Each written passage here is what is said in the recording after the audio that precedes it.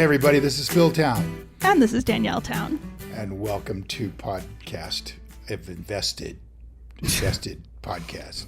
Welcome to investing. Podcast to welcome. Yes, that one. That one. Welcome oh my to listening. God. You clicked, maybe by accident. Welcome. And here you are, podcasting investing.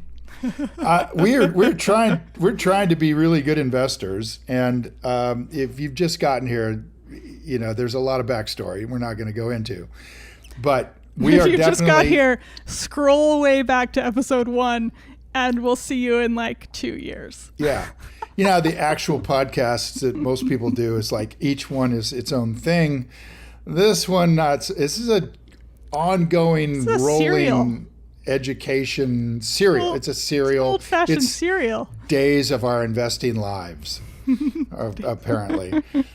And we get all over different areas of investing. And the last one we got over was Daniel Day-Lewis running in a breechcloth through the woods of Appalachia, America in the 1750s in Last of the Mohegans, probably taking his shirt off at some point. And we consider this an investing podcast. This is how far afield we can go. The point is, you can call anything investing practice, and it's not wrong. That's right. Amazing. So the reason that's really true. We'll get back to the discussion that we were having right at the end there, but the reason I even was curious about these ideas is and a little short that I did for the podcast recently, I was saying to people, chat with your friends at the pool or at the beach or at the 4th of July party and, talk about stuff they're into, because your friends are probably into different things than you are, and they know things. And when you have it it's kind of weird to question somebody about something they know about unless you have a reason. And so if you say, I've been getting into this, investing thing, I'm sort of curious about what you know about cheese. Can you tell me about the cheese company that you work for? The cheese. I mean, this is a great way to find out, 1, more about your friend, and 2, about the cheese, and then go and, buy the cheese company, maybe. You guys, it's so interesting to do this. Honestly, this is the most fun business and job in the whole world because you get to find out about stuff. Yeah, that's your job. Works. And you can be like my best friend, who I've known for 15 years, who I never thought to ask about cheese because that sounds so boring, actually knows a ton about cheese, and now, it turned into this huge thing. Yeah. Or it didn't, and you move on after 5 minutes. Either way, nobody lost in that situation. Well, I was just thinking, as you're speaking about Bill Ackman, who is really, in my view, one of the great investors and runs a massive hedge fund. I think he has $10 billion that he's investing very successfully, very Warren Buffett, Rule 1 kind of investor. Mm-hmm. And he's an avid fly fisherman. And he was out fly fishing years ago with a guy named Oliver White as his guide. And he did a number of trips with White and really liked him. And Oliver has this sort of breadth of experience as a fly fisherman, right? Studying what he does, and he's really good at it. And Ackman offered him a job. And Oliver White went to work for him and lasted a year or two, where he discovered that a great deal of what Ackman expected from him as an analyst is to just read mm-hmm. stuff all the mm-hmm. time. Mm-hmm. Read anything, read whatever you want to read, but just keep reading and reading and reading and reading. And ultimately, White left because sitting in a cubicle and reading in New York wasn't his idea of a good life. So he left, went back to guiding. Yeah, that's a big change from being on the river every day, for sure. Yeah, I think Ackman put up some of the money for him to buy a lodge and a guiding service, and he went out and did it and is running that now. Sweet. Point being that you are all potentially great investors, every single one of you. And if you put the time in and avoid what we were talking about last week, which is confirmation bias, which can just eat you alive, and which we may be speaking about more here, I guess. Are we going to chat about that, confirmation bias? So if you can avoid that, you could be really good at this. Well, I want to talk about what we were talking about last time, which I'm not sure I would call confirmation bias, but we can talk about that. So what you were saying last time was that there was an amateur mathematician on Joe Rogan's podcast recently, and then there was somebody else who is like a professor, you think, of mathematics? I'm sure he's working, for a university. As defined by having a .edu email address, if I remember correctly. That's right. So we can just move on from those credentials. And so this is Eric Weinstein and Terrence Howard to discuss, and I think Terrence Howard is an actor to top it off. The actor? I think he's an actor. There is an actor named Terrence Howard, yeah. Yeah, then it's probably him. But he's brilliant. He's brilliant in a street, like his own self-educated brilliance, who has put together geometric puzzles that really pop the eyeballs of one of the top mathematicians in the world. Okay. And got him willing to sit down. And at the end of the day, what Eric Weinstein did, he said, the day of peer review is over. Now you have such poor. He said basically back in the 70s, some publisher started creating all these magazines to do peer review and just spread them out. So one after the other, created a peer review magazine for everything he could think of in order to get more money. And the educational industry bought into this and has diluted peer review to a point of stupidity, where now you're being peer reviewed by people who just agree with what you say. And so what Weinstein did, he said, what I'm doing for you, Terrence, is I'm doing an expert review. And these are very rare. But I just want to qualify, because to me, that's a dangerous statement. Peer review is not good, and we should stop doing it. That's a dangerous statement, because scientific progress is based on peer review. Well, so he would argue leave with that there. He would argue with it. So go listen to the podcast. So it's fabulous. Argue away, but I just that would be a very big deal. And that's not to say that there aren't issues with peer review. And I know get there this. are. Weinstein is a managing director at Peter Thiel Capital. Ow! Cool. Guess what? Weinstein's in the investing world, sports fans. Now that is fascinating. I didn't know that.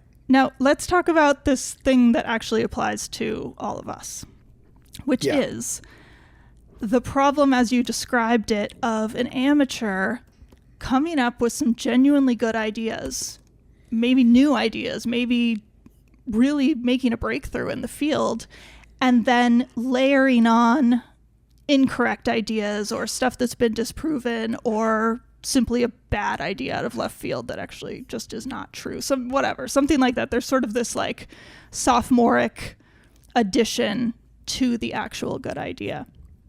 And I was saying that would be like stripped out of you in school, and that's the point of school. Mm-hmm. So somebody who didn't go to school and didn't go through for math, and didn't go through that process. Yeah, that's the reason that mathematicians who did go to school tend to look down on people who didn't, because they know they're going to get a lot of that stuff. That doesn't mean they can't have good ideas, and it's the same in any field.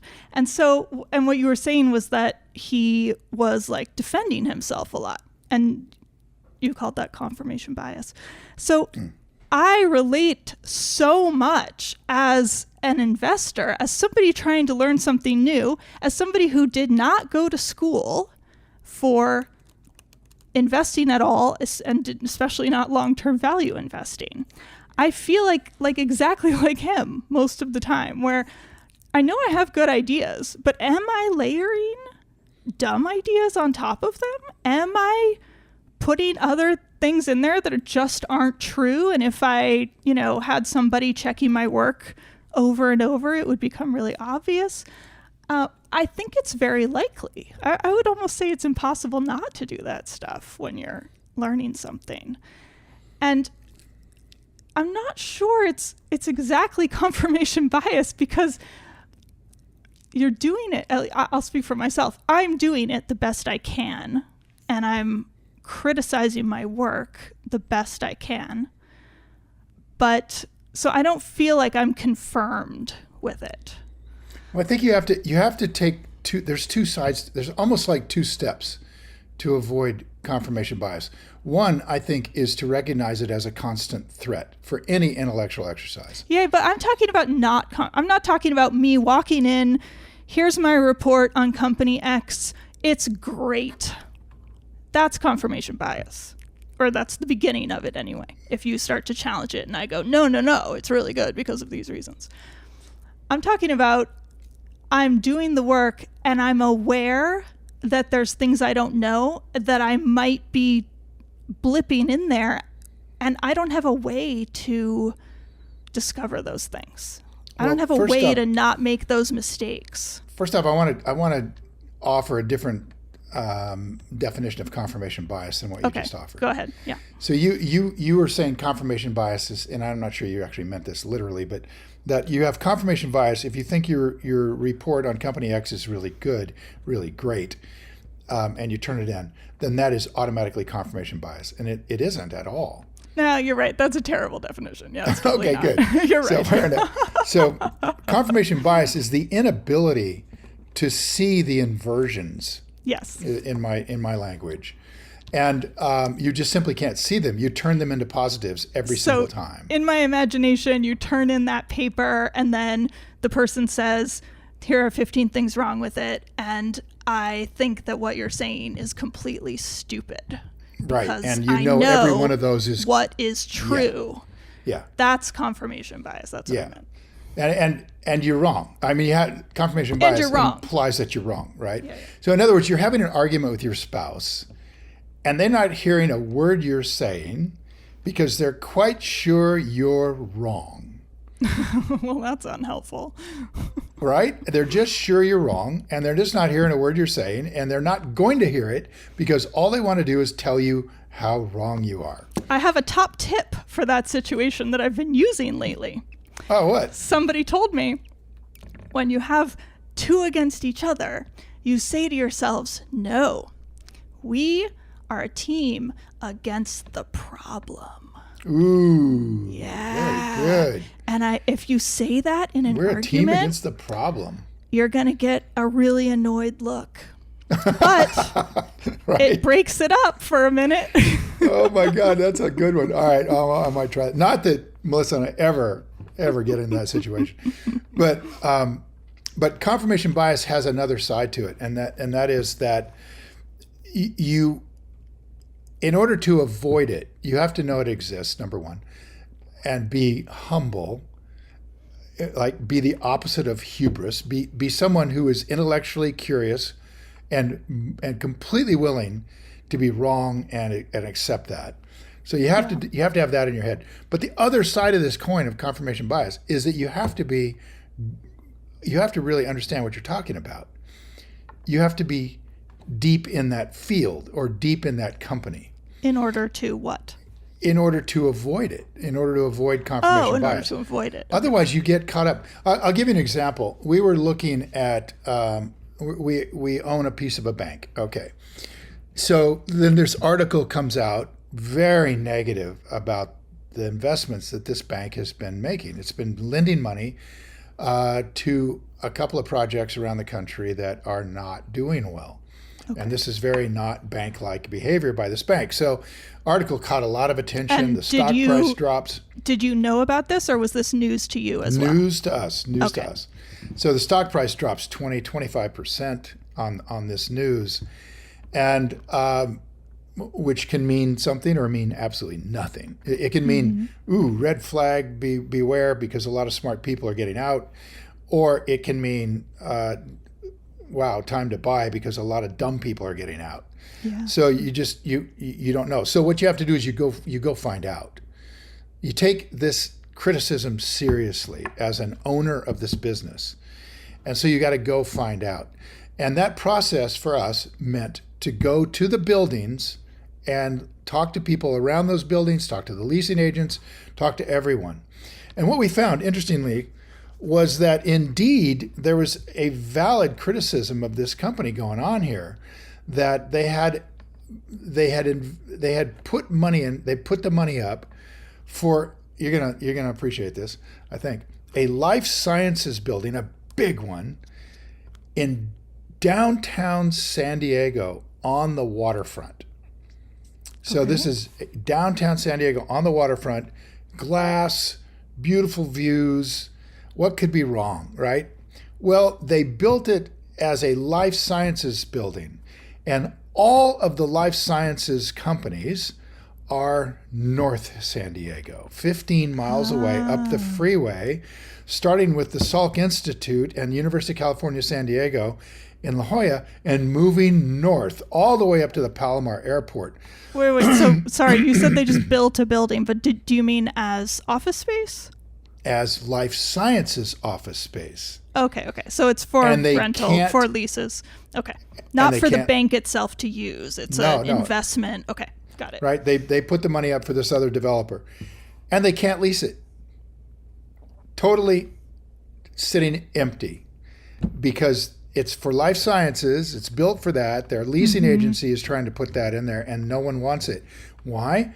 Well, because nobody wants to drive south into the downtown San Diego area who works in the life sciences industry. They all want to be north, live, near the beach, proximity to the beach, away from the crowds, away from the traffic, up where everybody else in the industry is. And it's been like that for 40 years. Oh, wow. I mean, one of the first companies I invested in, when you were a little squirt, was a company that leased office space as a life sciences company right up there. And then that company went on to lease space farther north and so on. So I've been intimately involved with the real estate of life sciences for, 40 years, almost 40 years. And I can tell you from that experience, I have a sense of that real estate in San Diego that whoever was in that bank approving that loan did not have. They and to our ongoing theme here of seemingly unrelated information helping you out 40 years later. I mean, that's a cracker. Right there. Life sciences locations in San Diego. Yeah, there you go. You just don't know. And so we're looking at this and just going, holy smokes, these guys were expecting to lease this out because it's so beautiful and it's on the bay and they're having a terrible time. And then the question becomes, well, did the bank make a horrible mistake or is it a mistake they're going to get out of okay? Yeah, so, I mean, that's the hard part as an outsider. So what? Was it a horrible mistake? Was it a mistake that's now there's 5 others in the pipeline just like it? So is it a one-off, or they're maybe secretly geniuses because they think that they're going to bring people down? Like, how do you figure that out? Absolutely. And that is right to the heart of investing. That's what investing is about. It's about being a reporter for your own newspaper. Yeah. So how do you figure that out? You got to lead on a story. And if you're a reporter, think about how would you figure it out if you're a reporter and here's this news story. Okay, well, you just got to talk to a lot of people, right? You got to read about a lot of stuff. You got to look at what the company says. You got to look at what the other competitors are doing and what they're saying. You've got to talk to people who may or may not want to lease that building. You're going to talk a lot. It's John Templeton, I think, described this kind of investing as, scuttlebutt. You're looking for scuttlebutt. You're looking for just talk to me. Right? Still my favorite investing word. Yeah, scuttlebutt. And so, but consider, if you're a reporter, how important it is to not get confirmation bias about your story. You don't want to take a point of view too early.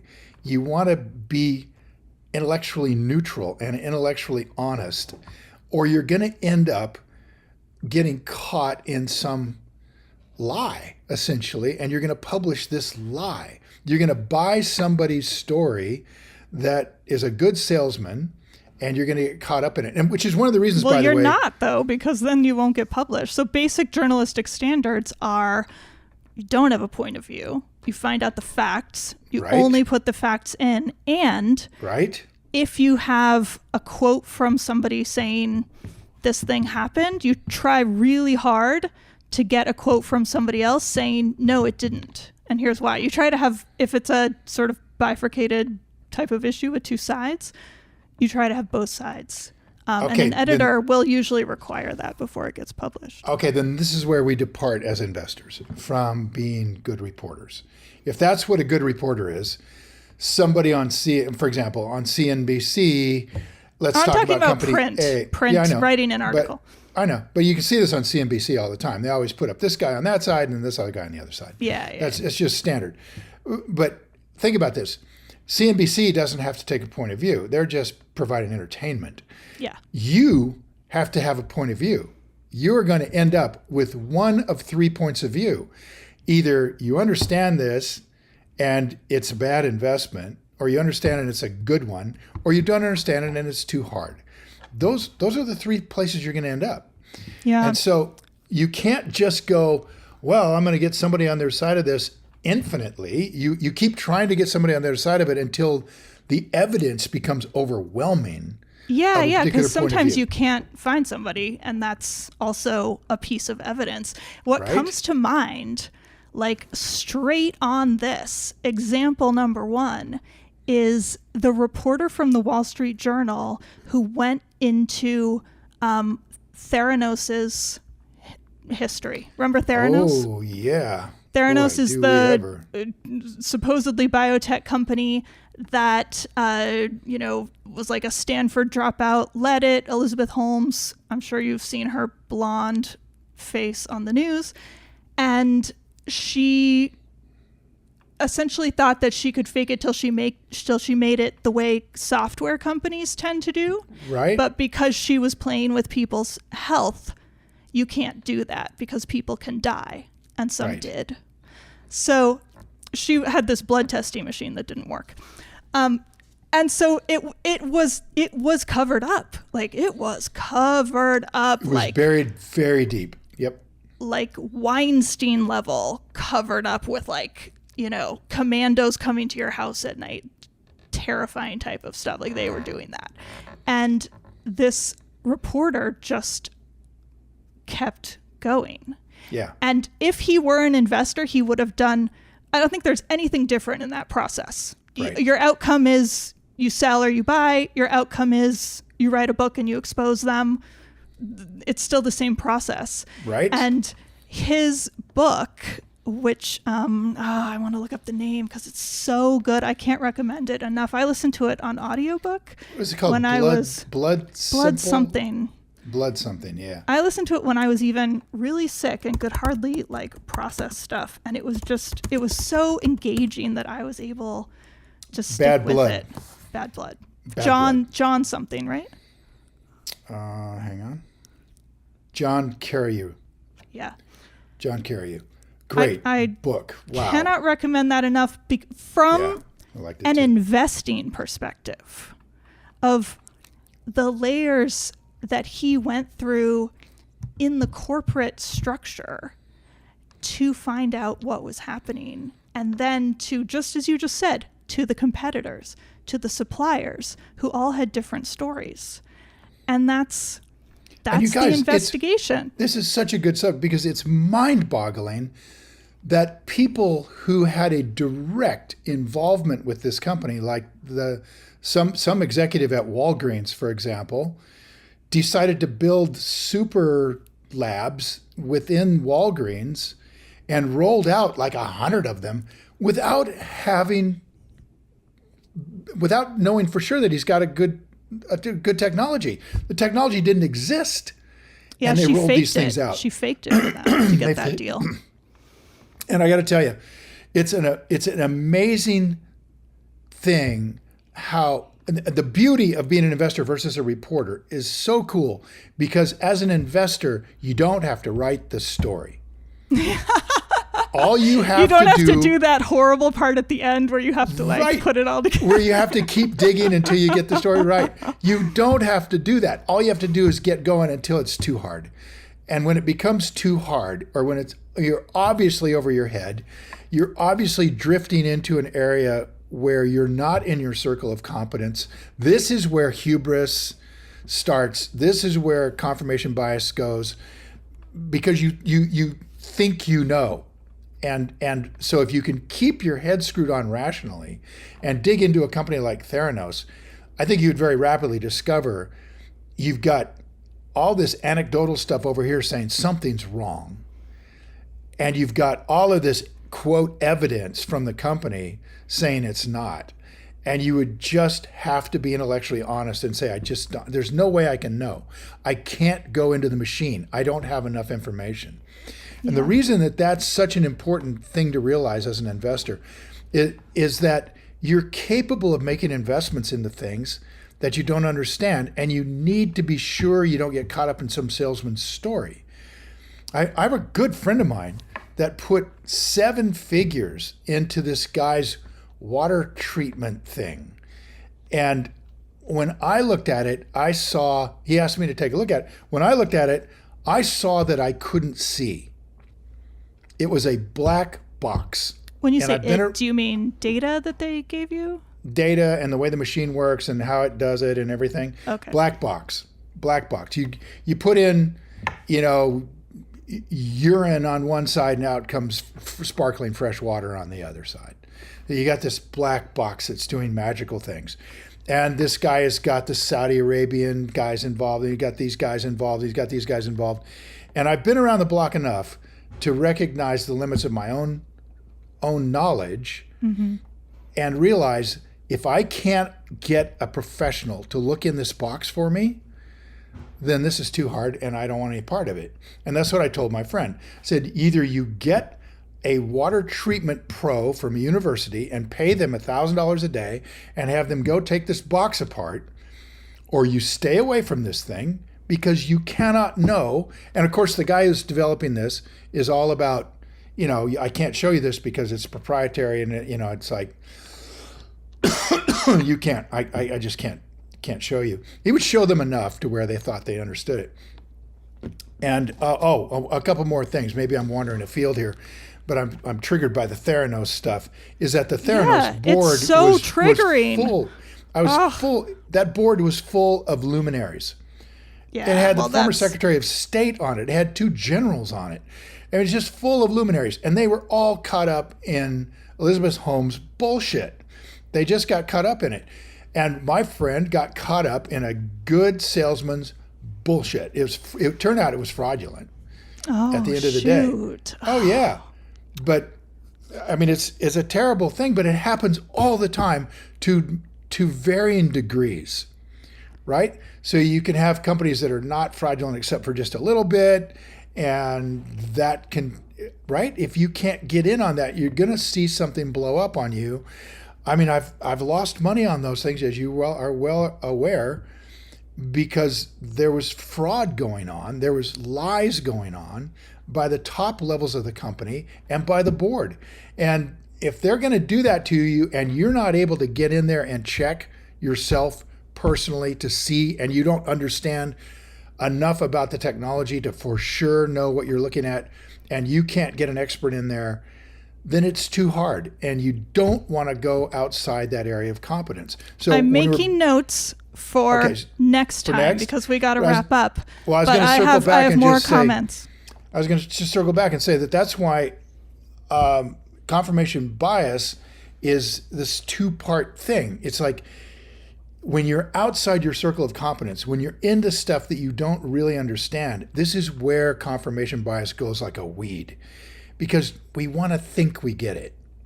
It's so part of us that we've spent 10 hours reading about this business, and now, oh man, I totally get it.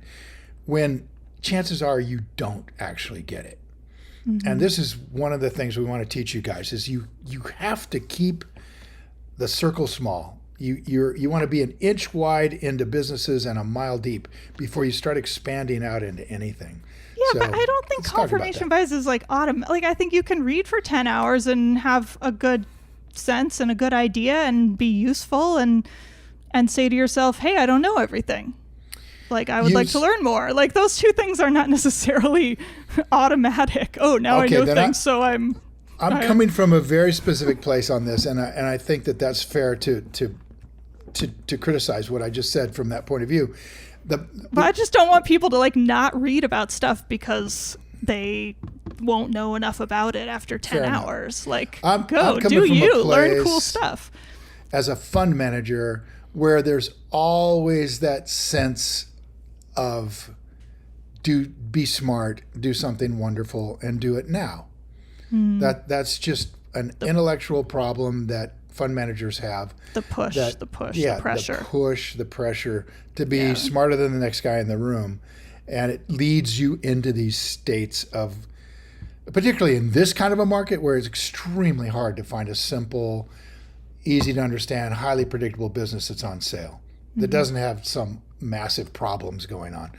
And it allows your mind to wander into areas where you're not an expert and think you can become one. And then as you're starting to become one, confirmation bias steps in, hubris kicks in, and you can get yourself in trouble. How do I know that? We could talk about that later.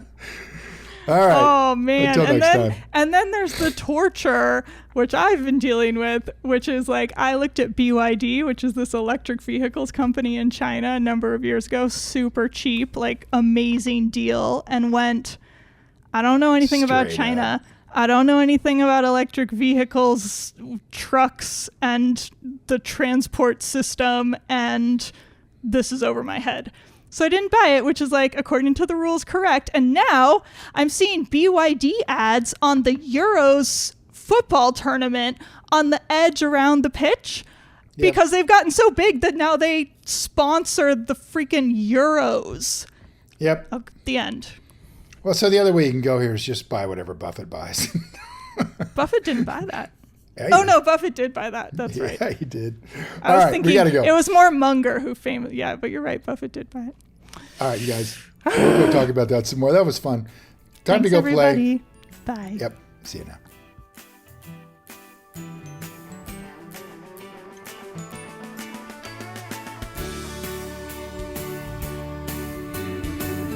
Hi guys, thanks for listening to InvestED. If you enjoyed this episode and you want more information or to listen to additional episodes, visit our website at investedpodcast.com and sign up for my virtual workshop right there.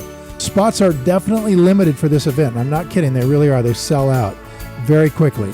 So everything discussed on this podcast, by the way, is either my opinion or it's Danielle's opinion. And really important, it's not to be taken as investing advice because I am not your financial advisor, nor have I considered your personal situation as your fiduciary. So remember that. You're on your own here. This podcast is for your entertainment and education only, and I really hope you enjoyed it.